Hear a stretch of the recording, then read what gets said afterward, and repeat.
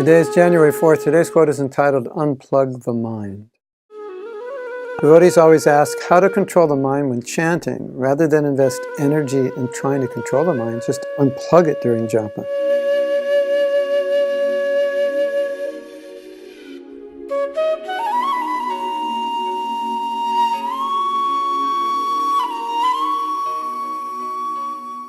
So the idea here is that obviously the mind is engaged all day in thinking about whatever it is we're doing or whatever happened in the past that's undone or disturbing us, how we're going to deal with the future, what we're going to do in the future. But that's the nature of the mind. When we sit down to chant japa, the problem in controlling the mind is not so much controlling it, but allowing it to be engaged in its normal thinking. So rather than investing energy trying to control the mind, what about this idea? Just unplug it from your life. So it's no longer now necessary to control it because it's no longer engaged. You're not thinking about what you're going to do later. You're not going to be thinking about what you could be doing now instead of chanting. You're not going to be writing down notes on your realizations or your to-do list, so you don't have to think about it when you're chanting. It won't even come up. I used to do that. Say, well, if you're thinking about something, stop chanting, write it down. Then you don't have to think about it. But the point is, why are you even thinking about it in the first place? Because your mind is still engaged. You've allowed your mind to be engaged. And then now you're investing energy, which should be going into praying and being absorbed in the holy name. You're investing energy in trying to bring the mind back from wherever it's wandering. And so kind of like your focus is more on your mind than actually on your chanting, than on your relationship with Krishna. So if you think of your life as plugged in and you unplug it, now you're distinct from your life.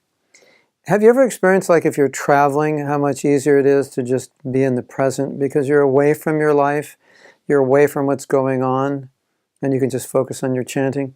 When we do japa retreats, we go far away. We try to go 5-6 hours away from where we live. So when you're in that environment, you're so disconnected from your life, your mind just calms down. So we should do the same thing when we chant japa. We should disconnect from our life.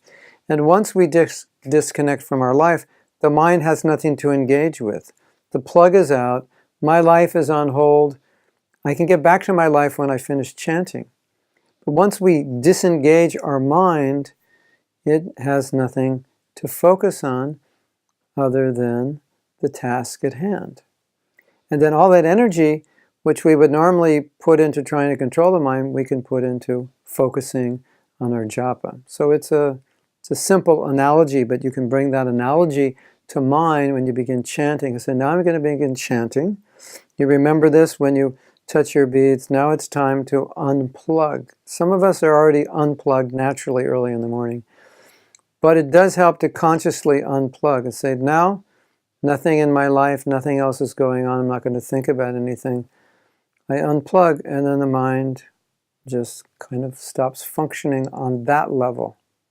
And then you can go more into the subtle aspects of the mind, the emotions, and be involved with the holy name in the present, because your mind, it tends to go to the future, tends to go to the past. You unplug it, you're in the present.